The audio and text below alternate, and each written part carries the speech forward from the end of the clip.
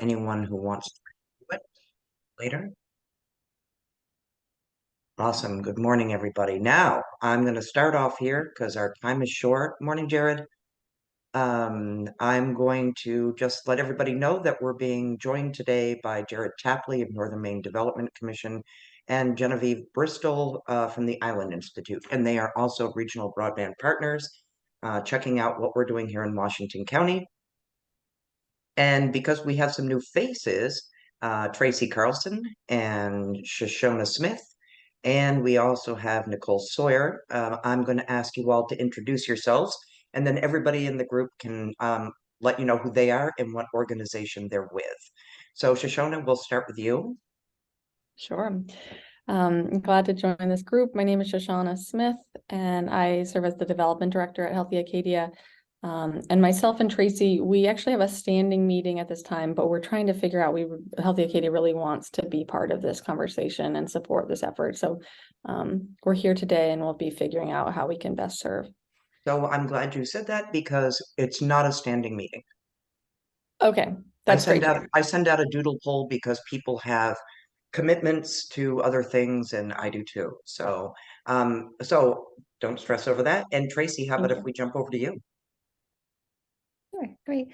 Happy to be here as well. My name is Tracy Carlson. I'm the communications director with Healthy Acadia. Fantastic. Glad you're here. And last but certainly not least, Nicole Sawyer.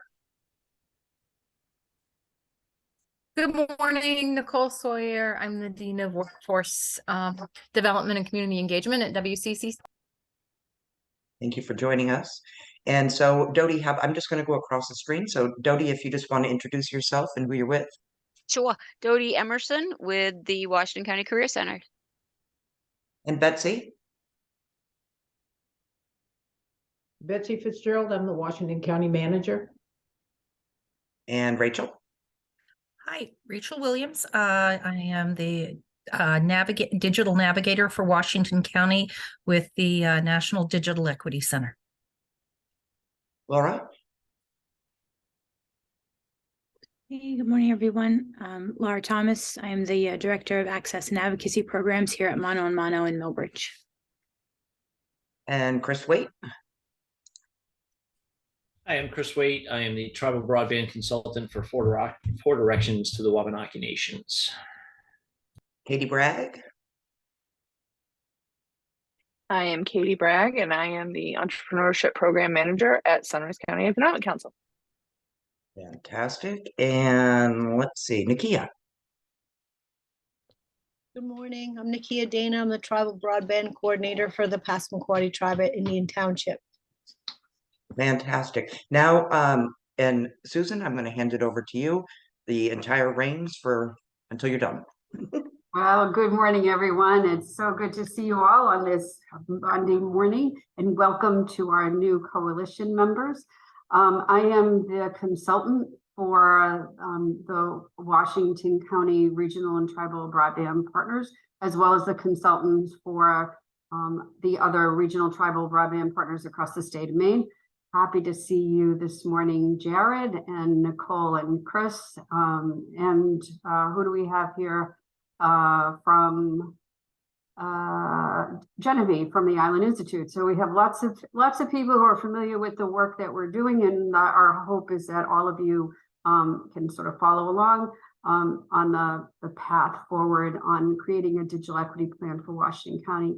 So today we're going to talk about statistics, and I'm going to go ahead and share screen, Elaine.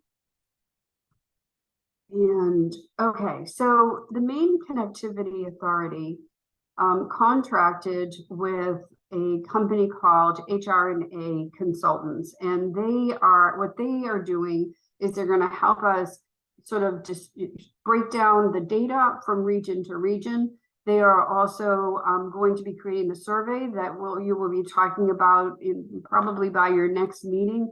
And so what we, as you've heard, several times, is that the digital equity plans need to focus on the covered populations. And so what they did is that they took snapshots for each of the regions. And in today's, we just are going to talk about the Washington County region. So let's go here. The Digital Equity Act requires data from for the digital needs of covered population. So you're starting to get through that with the research you're doing and recommendations for the covered population in some of the other industry sectors.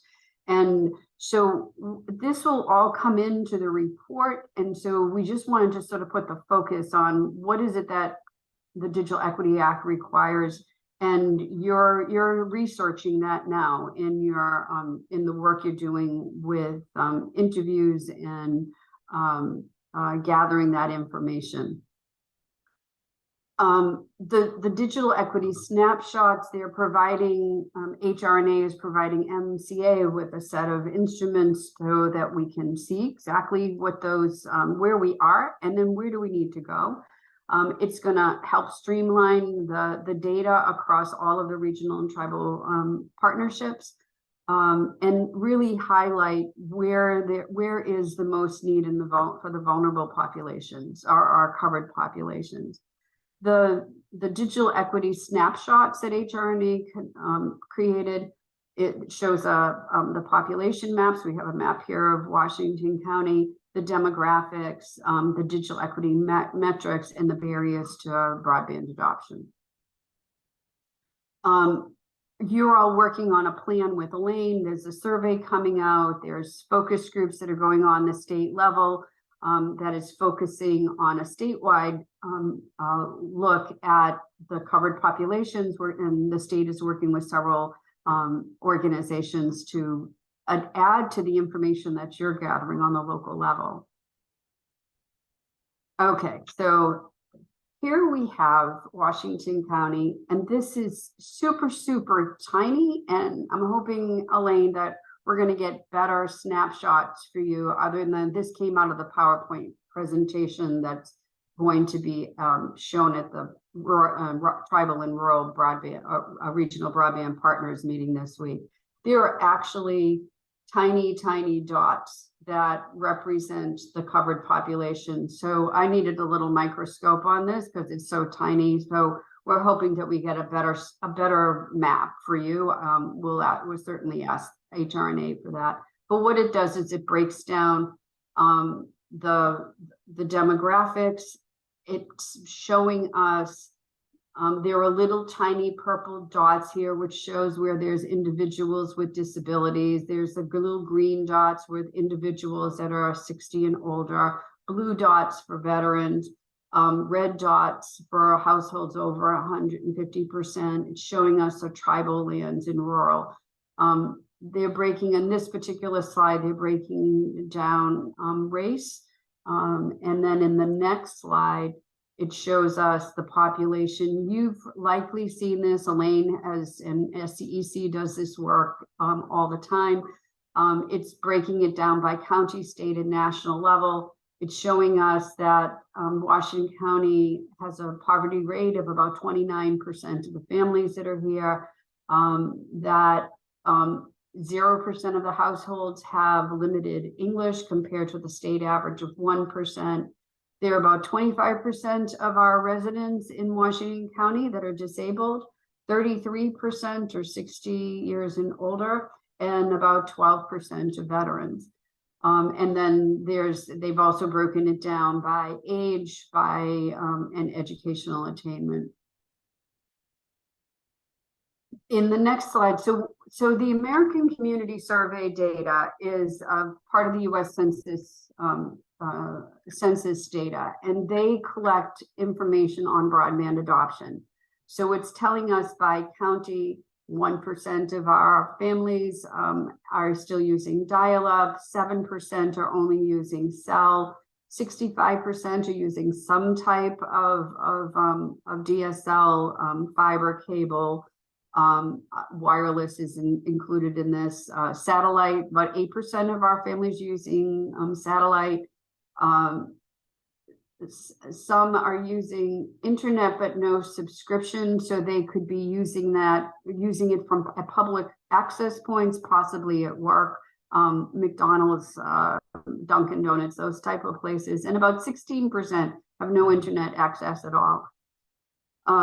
There are about of the homes that have a broadband connection, 79% have a computer. 79% have a broadband connection. Sorry, I just messed that up. 1% that have a computer are still using dial-up, and 8% have a computer but no internet access. And then it breaks it down by race as well. It shows that in this slide, it's showing compared to the state and compared to the national average. So you can see the difference between in Washington County versus the state versus the national of the number of homes that have a broadband connection that have a computer. And these are just our source notes. So I'm going to stop share there.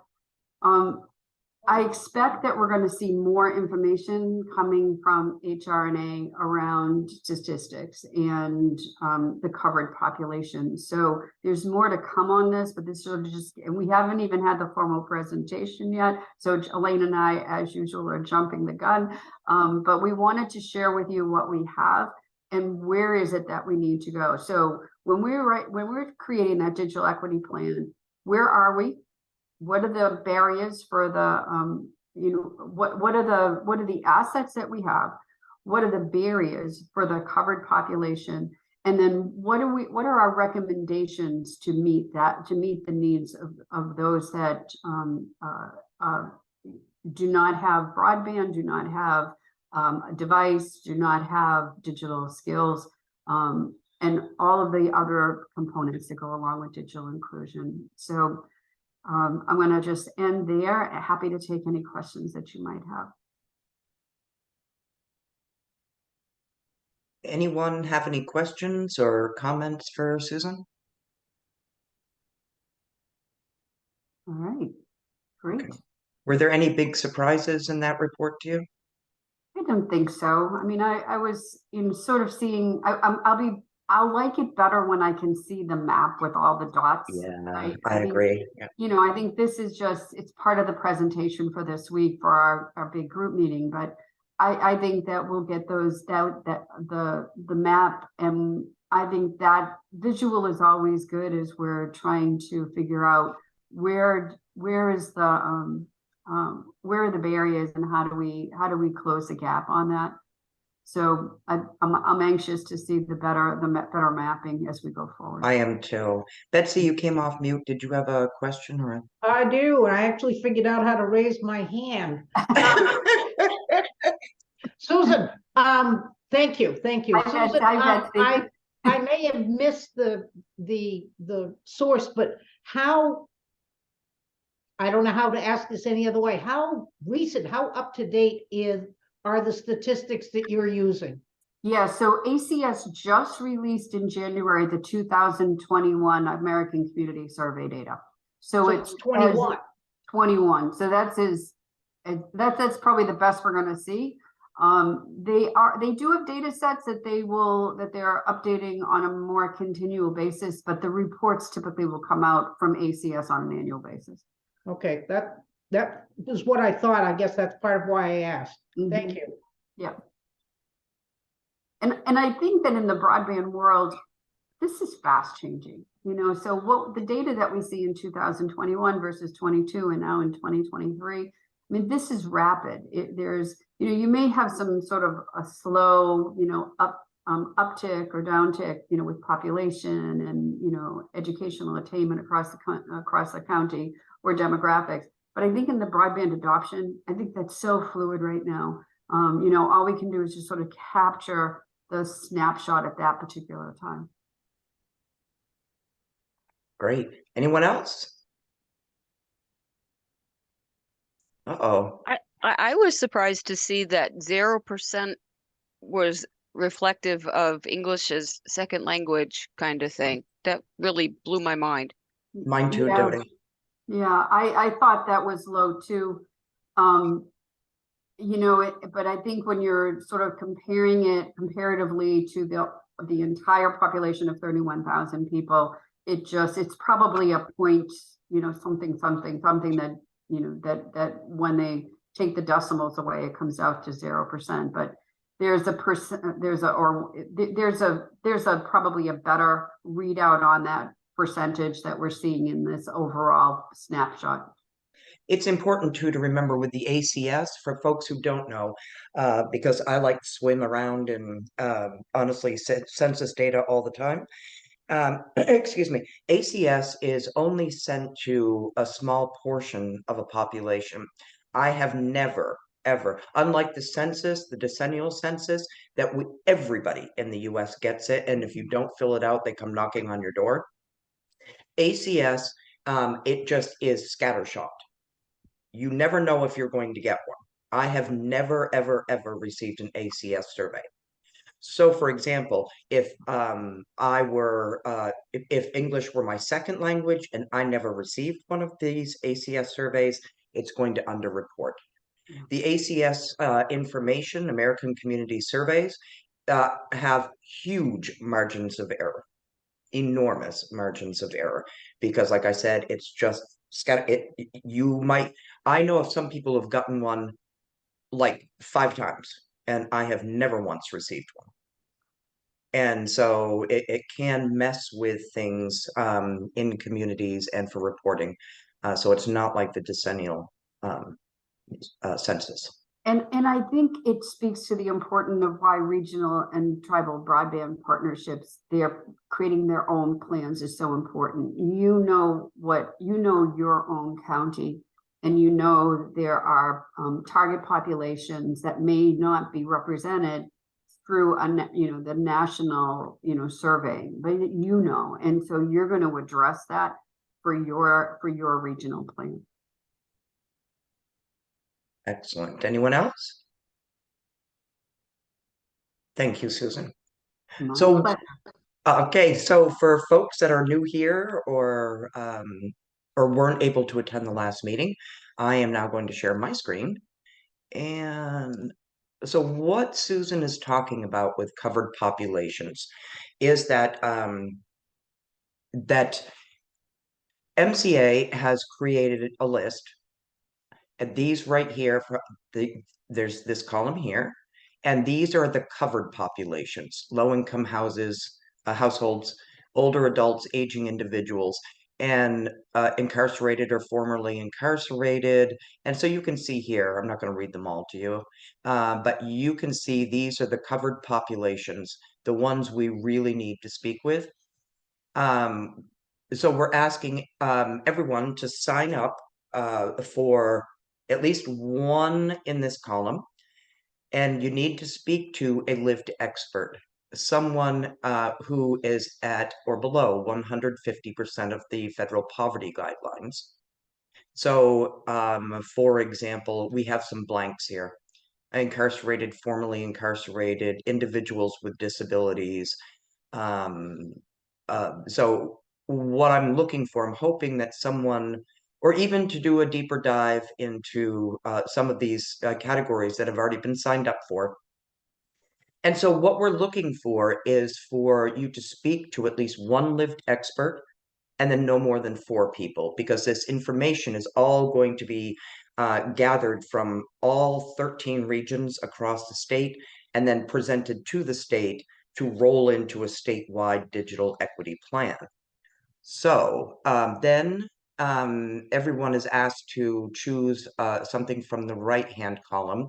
And the right-hand one, they are very important to digital equity. You can take a look at rural healthcare and telehealth and SUD clients, and the affordable housing and the unhoused. Last time we met, this said, and so MCA changed this just so it was, last time we met, it said fishing, farming, fishing, agriculture, forestry, I think. So they just kind of changed the wording here. So if our partner in Portland, for example, it just, maybe there's a different sector rather than being so siloed like that. Climate change and resiliency. I have kind of an idea on that. One that's that we haven't had anyone sign up for yet is youth, the outmigration from rural areas, and of course the return, because most people do ultimately return home. A new category was small and medium businesses, which I pounced on, and municipalities and local government, which I pounced on. Obviously, these are not going to be at 150% or below the federal poverty guidelines. So for people who didn't sign up for a category, or those of you who are new to this, that we basically, there's like a list of questions. Let me open that. A list of questions that let me stop sharing so I can find that. A list of questions that we are to ask, or within reason, to help us identify the barriers. There we go. Oh, I opened the same thing. Oh, Elaine. And I'm glad my foolishness is being, there we go, recorded. Okay, so I'll share my screen again. Questions that it's kind of like, here we go. So it is basically like an interview sheet. Which population does this cover? Who did you interview, including your lived expert? So for example, in some instances, perhaps it is your lived expert. If you're covering rural health populations, telehealth, your lived expert probably would be a patient who is at 150% or less of the federal poverty guidelines. But that you also then might want to speak to maybe a healthcare center or a hospital. So at least one lived expert. Oh, somebody's got something in the chat. Oh, is that, how was the, yeah, Susan, maybe you can answer. Elaine, yeah, Elaine, we want to take this note must be 100% of federal poverty guideline. We want to take that out. Yeah. And so, yeah, so the Digital Equity Act is embedded in the Infrastructure and Job Act bill. And so they made the determination of 150% of federal poverty guidelines. So that it was a directive that came directly from the Digital Equity Act. And so we are following their guidelines, and the state needs to have to show the barriers as well as the recommendation for each of the covered populations. And so when we looked at this as a guideline, so each of your sectors on the covered population and on the industry sectors, the team for each of them, so we have 15, and we may use all 15, we might not, that's all based on region and resources, will complete this recommendation form. And so it's so what recommendation is this for? Who did you interview, including your lived experts? What are the barriers to digital inclusion? And it goes down all of the 5 components of digital inclusion. What's the recommendation for each of those? And this is based on, so if you think of it, you're interviewing an expert, let's just say it's the Community Action Program. It's through the clients that they're serving. They are going to answer this based on the people that they're serving. On the lived expert, I'll talk about that in just a second. If you scroll down a little more, Elaine, what other anchor institutions or industries might assist or benefit from increased digital inclusion outreach to the covered populations that they served? The lived expert interviews, HRNA is developing a survey that is hopefully going to be ideal for interviewing your lived expert. So this is somebody who's in the trenches, who's one of the, who fought that as a person with disabilities, it's a veteran, it's a low-income individual. What we're trying to make sure is that we're encompassing all a broad sector around each of these covered populations in the as well as those industry experts. Are we missing anything? Who else should we talk to? What additional data or information is needed, is any? And are there any assets that this covered population has discovered that would be helpful for digital inclusion outreach efforts and will be included in the regional plan. So we're trying to keep it very simple. Each of you, when you go back to the spreadsheet, we're looking, basically what should happen is at the end of when we're all done with this, with our work in the field, we're going to come back and have 15 recommendations for Washington County. I think it's important, excuse me, I think it's important too to note that, oh, I'm letting Jane in. I think it's important too to note that the lived expert, as Susan said, is the person who's actually living with the barriers. And that the recommendations, we are asking them, what would help bridge this divide for you? Because it makes no sense for, say, this group of us to sit there and put our personal thoughts as to how we fix the barriers, because they know what they need. Now, on that score, first of all, any questions from anybody? And does anybody feel like they want to jump in and sign up for one of those groups if you haven't already?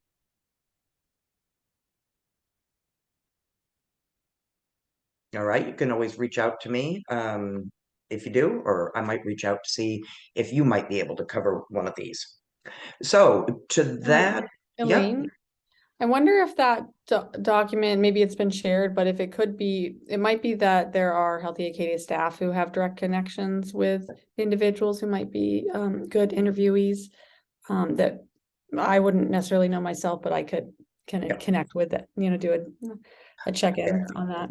So it does, all this lives in like a shared on the shared folder. Okay. Yep, it does. Yeah. And I probably haven't sent you guys the link, you and Tracy, the link, or Nicole, just because I didn't want to overwhelm you with something that you had no idea what I was talking about.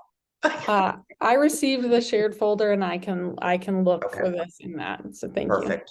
All right, perfect. Elaine, I've also just sent you the updated recommendation after a conversation and review I had with the National Digital Inclusion Alliance last week. So I've added in a couple other tweaks to that. Excellent. Elaine, which subfolder or tab is that stored in? All right, hold on one second. So it is, so the sign up sheet is, so in the covered populations and questions. And then there's one that says RTBP, that's us, covered population subcommittees. And that's the list, the spreadsheet with all the categories in it. And then the RTBP, covered populations recommendations, that's that like worksheet almost, the list of questions and recommendations. So, excuse me, that's under the subfolder of covered populations and questions. So to try to put some sort of face on this, I have, of course, I jumped on, so mine's going to be a little bit different. For those of you who don't know, I used to be Eastport city manager, so all I had to do was reach out to city managers and town managers to take on the municipal part of it. And with small businesses, I work with a lot of communities that are looking at and exploring their options for broadband. So small businesses was not a challenge for me either, small to medium. So what I'm going to do is kind of share out some of my findings so far. So you kind of, mine's going to be a little bit different. After I'm done, Rachel Williams is going to share. She took some of the covered populations. I took the late added categories. So let me just share my screen here so I can pull up. And again, I have more information than what I needed, but that's okay. Hold on here. Let me find which one I'm after. All right, I'll start with small to medium business. Okay. And another thing I want to point out is that if a person or a business wants to stay anonymous, that's perfectly fine. You see here that I have one that didn't care if it was announced who they are. And then here, one did not want to be identified, and you're going to find out why they chose not to be, and I get it. So here, Dr. Repole, operates rural dentistry in Eastport. His patients include all covered populations. They have a full-time staff of 4. Their internet service provider is Consolidated Communications, or CCI. Currently, Spectrum is not an option. They cannot get Spectrum at their office. So CCI is their only choice. They reported to me that their office cannot regularly access the internet. Latency issues occur at all hours of the day and gives them a really hard time sending and receiving large files like medical records and x-rays. So they were like, they're really unhappy with their service. It directly impacts patient care, and they need to constantly unplug and reset their router. Then there's a medium business that operates in Perry and Eastport, and they wanted to stay anonymous, as you can see here. They want to install security cameras at their place of business. They deal with some pretty high dollar stuff, but where their business is located, nothing is available except CCI. And so their internet is so poor that the security cameras won't work. So that's just, there's 2 lived experts. I recognize that they're not 150% of poverty level. It's just like with municipalities, they're not going to be. So, or unlikely to be. So another one, sometimes I have to stop sharing so I can pull up the other one so you can see it. Local governments was kind of interesting too. So let's see. Oh, wait a minute. Let me pull that one up. So municipalities, there we go. So because I know a lot of them, all I had to do was reach out and they were, but it is interesting for them to talk about. All right, there we go, got it. Local governments. And so because I work with a lot of municipalities on their broadband, exploring their broadband options, Baileyville and Calais both belong to Down East Broadband Utility. They have 100 symmetrical fiber speeds. So what they were doing here, what they were weighing in on what life was like before they changed to fiber connections. They do note, the Baileyville notes that the speed and efficiency of conducting business, that they keep losing staff because of cuts. So their high-speed fiber internet helps them conduct business faster and does kind of make up a little bit for loss of staffing. But a huge benefit here is that improved internet speeds has allowed local businesses a better chance to compete, in their industries, the global marketplace, to be viable and profitable during labor shortages. Baileyville is also reporting improved ability to attract younger demographics that can work from home because of their improved internet. So Calais and Baileyville, they're kind of the same. They're both involved in the same Down East Broadband Utility. So they all have fiber if people want it. Lubec, I thought, was very interesting. Lubec says that they probably have the fastest internet around. Their download speeds, when their town manager, administrator, Renee, tested just before sending me this email, 331 down, 819 up. And so, yeah, like what's up with that? It's because they partnered with the Canadian government. The Canadian government ran fiber to Campobello and on Grand Manan, and they wanted to house the equipment at the Lubec town office because it's the closest you're going to get to Campobello. And so they have Canadian, the town office has a Canadian fiber, and the speeds are phenomenal. I mean, 331, anybody who understands that, that's just crazy. It's not even a US company, it's Canadian fiber. The town of Talmadge, they say they don't really have a town office. They use a place, they get consolidated, and it's sufficient to do things like registering vehicles and related tasks, but they don't use Zoom. Vanceboro is completely just about unserved.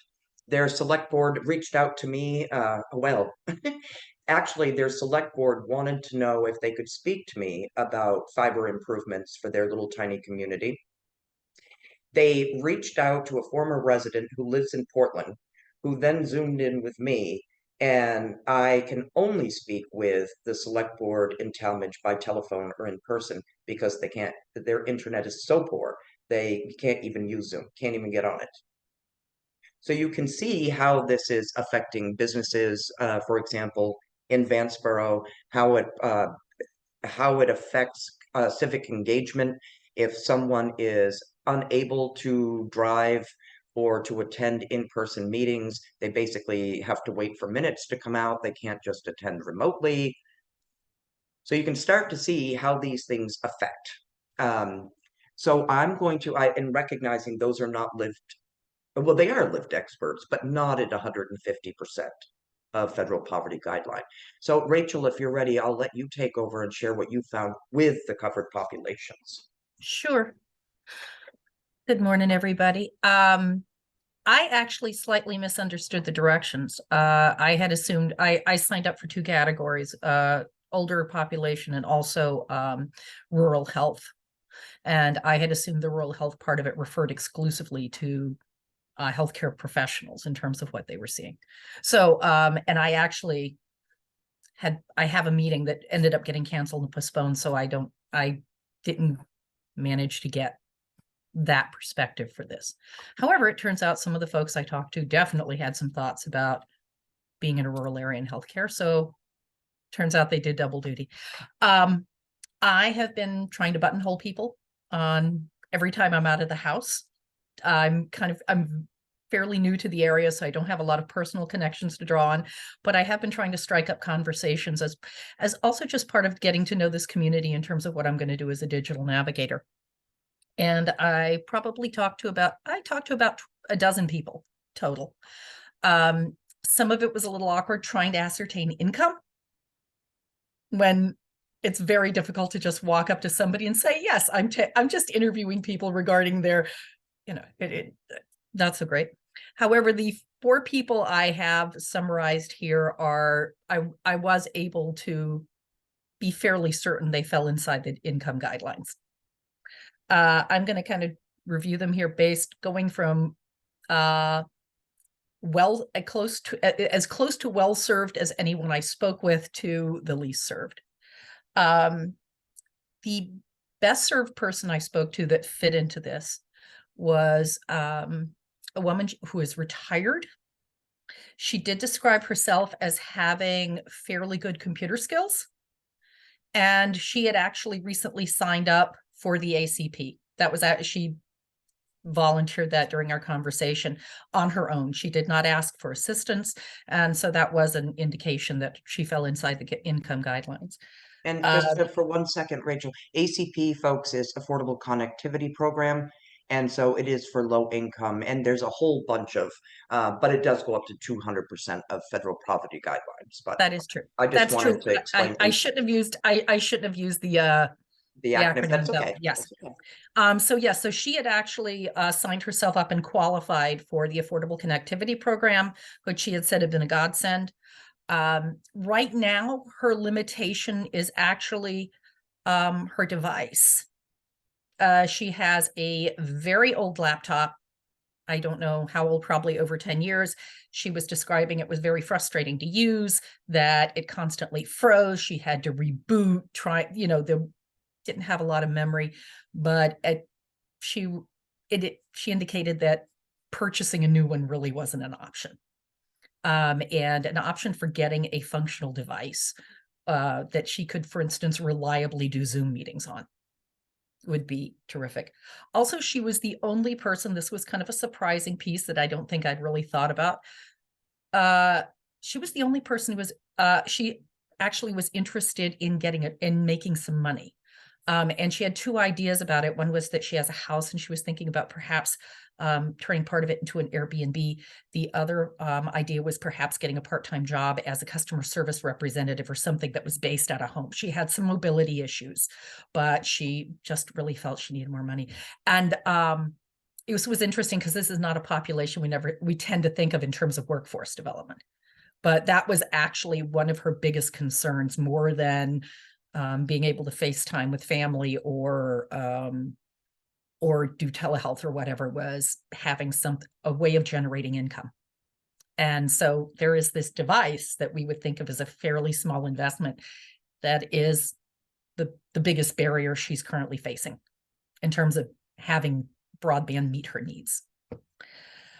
The next person was somebody who, again, older woman, mentioned that she was a cancer survivor.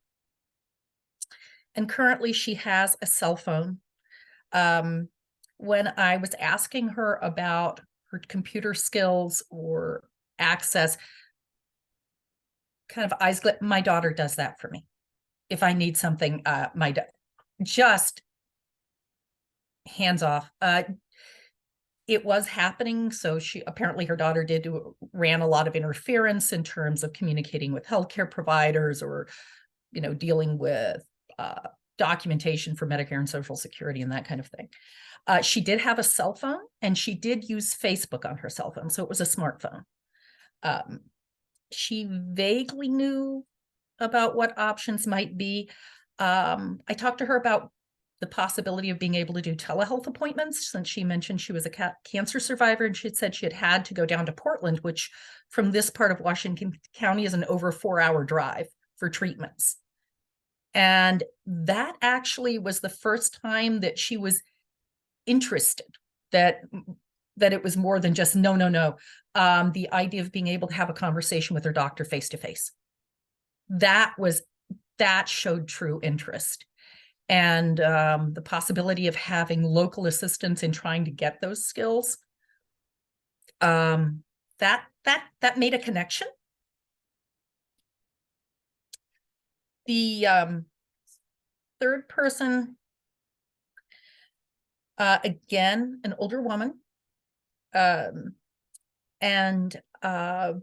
she has a cell phone and said her children pay for it.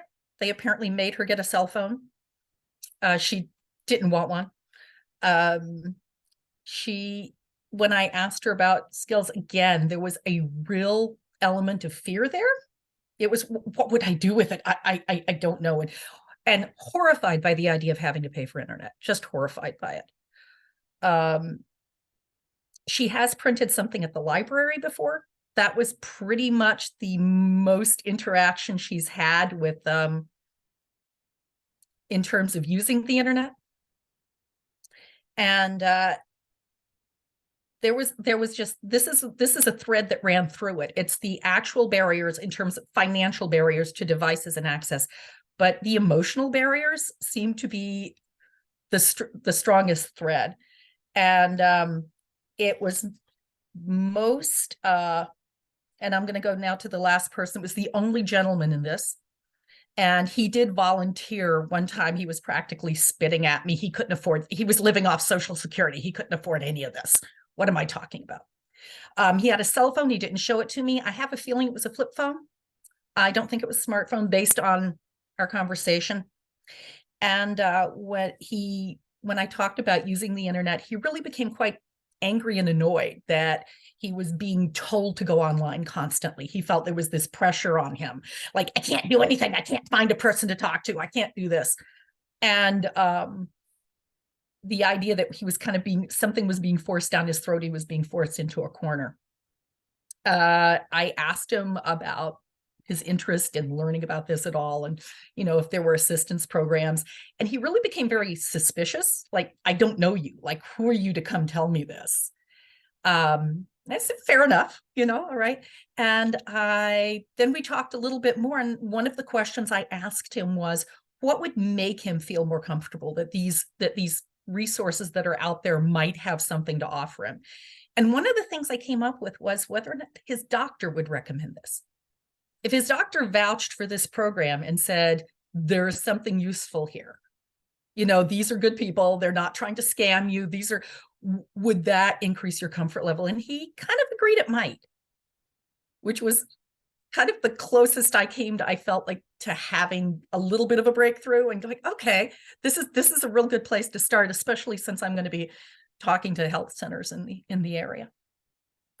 So those were the 4 I came up with. As I said, these 4 because I could reasonably ascertain they were in the income limits. And as I said, and 3 of them spontaneously talked about telehealth. Well, not spontaneously necessarily, but 3 of them, that was a place where they had some strong interest. And that makes sense. It's Washington County. You know, it makes total sense. And so I would suggest, first of all, Rachel, you might want to, you spoke to a lot of people. You've got some older, they're all older Mainers. You could slide some, keep it in the older Mainers, and slide the telehealth ones into your Okay. lived experts for telehealth. Yeah, no, I'm happy. Since I found out that worked, I will. And I still am having, I do have a meeting scheduled with the Eastport Health folks this week. Fantastic. So I will take what I learned from that and add it to the collection. So for all the folks here in the room, does that start to make sense, what we're looking for? How this works, what are the barriers? And Rachel, thank you very much. Because you fear, and I have a feeling this is going to be recurring. It's unaffordable, fear of using it, and devices, access to devices. And I even think I know who one of your lived experts are. Just saying, because I've heard it before. So, but that is what we're looking for in the lived experts in the populations that you work with. So again, like Rachel, you came up with 2 in each category. That's awesome. So basically looking for at least 1 lived expert, and then you can speak to, like Rachel spoke to older Mainers, and since they spoke about telehealth, just slide them over into the telehealth. And now she's going to reach out to a federally qualified health center to learn what the providers are saying as barriers, barriers to telehealth. And so that is kind of what we're looking for, and where all of you are involved with. You were all picked for a reason. You were all asked, please, to help, because you work with these covered populations. Your organization is the industry expert, really. So, what you all see as barriers, but what the lived experts are seeing, what those folks that you work with every single day, what are their barriers? What do they need? Just like what Rachel reported out. Mine was a little different because, towns and businesses is a little different. Oh, Susan, did you want to? Yeah, so Rachel, that was great, right? And so I really want to just sort of address all of you as coalition members. So it's important for you to listen to what she's saying, ask her those questions, try to fill up the gap, because in the end, it's going to be the entire coalition that is saying, here are recommendations. So as you think through the process, as you all sort of present, your audience right now is your coalition teammates, right? And making sure that is there anything we're missing? Did Rachel miss something? Should we have asked some different types of questions? And I think that just know that you're all saying, at the end of the day, you're all signing off on this recommendation and saying, yep, that's the one we want to submit. And did anyone, I know it was a bunch of you signed up, does anyone else, I don't want to leave anybody out, have any to report on yet? No, but I would like to add to what Rachel was saying. The person that said that they felt they were being constantly, you have to get online, you have to do this, you have to do that. My husband's a pharmacist, and I was discussing this a little bit with him, talking about different demographics. And he said, well, everybody can come stand at my pharmacy and listen all day long to, you have to get your prescriptions online. They want you to do everything online.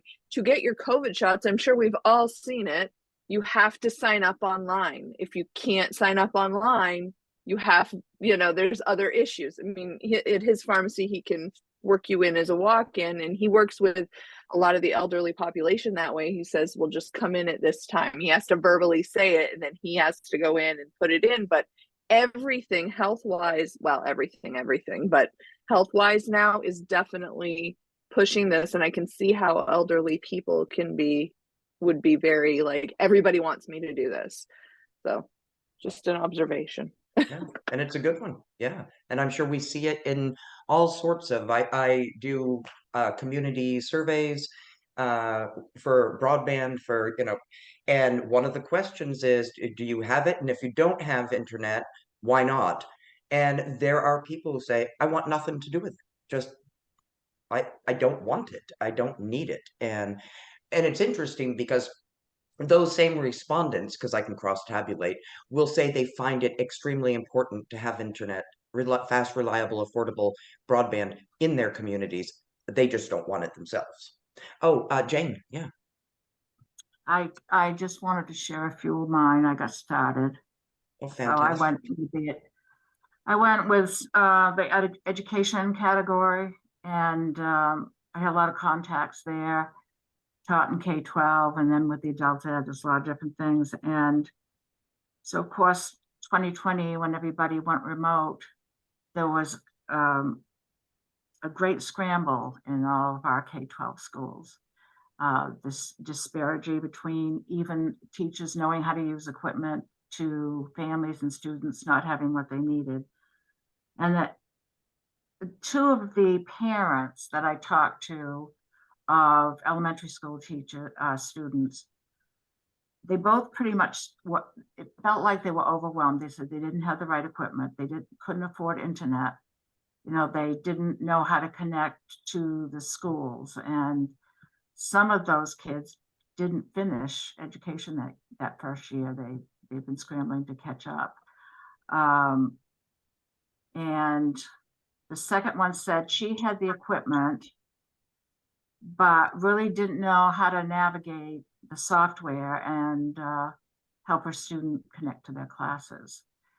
On the other hand, I've only done one other, and it was a teacher who said it's when she decided she was going to retire, because she didn't have much for technology training. The school didn't give a lot of training, and she just felt she couldn't adjust to that kind of remote training. So hers was more the training and classes and how to do it, whereas the families that couldn't afford internet or it wasn't available in their area didn't have the right devices, and it was very frustrating. And all of this was going on when they were trying to work when they could. So that was huge, but I think everybody realized it's an important service that we need to make available to everybody, even more so. I mean, I think it was a hard way to do it, but I think it opened up a lot of eyes how important this is for our communities. Yeah, absolutely agreed. And so I look forward to seeing what those recommendations were. Betsy, you've had your hand up. I'm sorry. That's okay.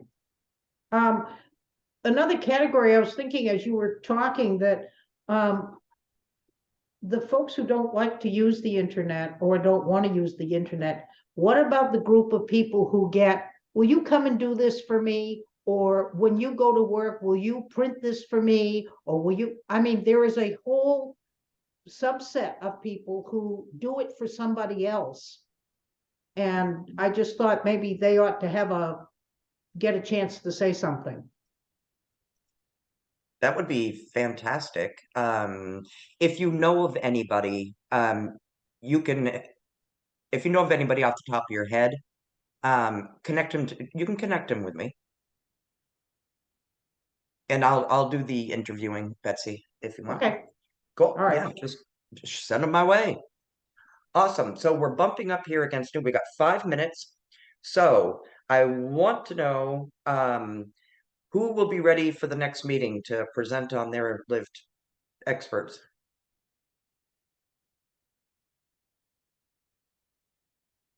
Oh. All right. I don't know. I'm going to have to pick on one of you. So what we need to do is, as Susan was mentioning earlier, what we are doing is we're gathering this information so that we can, as a team, as a coalition, take all those recommendations that come from the lived experts, the doctors, the teachers, the everybody who lives this, take that information and roll it into what the state needs to know, what we need to know about bridging that digital divide in Washington County. And so the other thing is, as we start thinking about this and at the information that you've heard today, I want you to think about it. Maybe just jot down a few words that will help us to start to form our vision statement. What is our vision? Perhaps it's something like in Washington County that everyone has access if they wanted to, everyone, that devices are available. Just as you talk to folks and as you're listening to other people present, if things pop in your mind, certain words or phrases, make a note of that, because we're going to next meeting, we're going to start creating our vision plan for what's our vision for Washington County. Now, wasn't that exciting? All right, any final thoughts or anything from anyone? Lane, I just want to say, oh, go ahead, Rebecca. I'm sorry. No, please go, Jared. You beat me to it. You had 2 words out. Oh, well, I just have a few words to say. I just want to say thank you for the invitation, and that I hope that we can keep the lines of communication between Aroostook and Washington County open, as we all go through this process together. I know there's a lot of different organizations involved, and it's a really important thing for our state and the communities that we serve. So I'm really excited to get started in this work, and I'm just thankful that you guys invited me here today, and hopefully I'll be seeing you again soon in the future. And thank you for attending, Jared. Really appreciate it. And lines between Aroostook and Washington County always open. Rebecca. Thank you. It's my first time joining this group, so it's been really informative. One of the things that occurs to me down East Community Partners is serving kind of a plethora of people that would qualify under this. And rather than just segregate that, I think for me or for us, I will deploy staff that are working directly with. We also have, connectivity issues even in our early childhood education, some of our more remote sites there. So I'm going to gather information responses to this, but I'm not going to sign up necessarily for a category. I'm going to follow what somebody else did. I'm going to bring back a report that probably is going to overlap in more than one category here. Great. Perfect. So, yeah. Thank you, Rebecca. Thank you. Thank you. Awesome. Anyone else? All right. Thank you all so very much. We're at 11:59, so I will stop the recording.